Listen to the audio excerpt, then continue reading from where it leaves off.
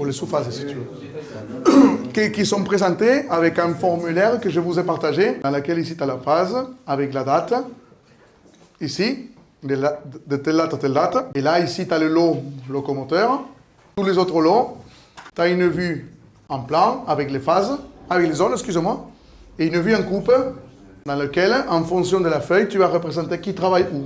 Et pour une phase, la phase 1, peut-être que tu vas faire 4 feuilles pour la phase 1. Parce que tout ne rentre pas sur une seule feuille. Ça, je peux le comprendre. L'objectif de ce phasage-là, c'est que je prends ton carnet de phasage et je devrais être capable de savoir qu'est-ce qui se passe à quel moment. Tu vois? Et on ne parle pas des cadences, on parle uniquement des zones qui fait quoi et quand. C'est tout. Okay?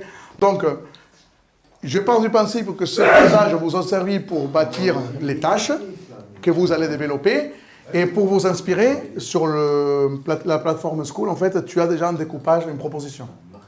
OK? Donc, une fois que le planning général d'exécution est bâti, vous allez extraire les informations nécessaires pour le mettre, pour bâtir votre planning matériel. Moi, en interne, je l'appelle le planning logistique, le planning chantier. D'accord?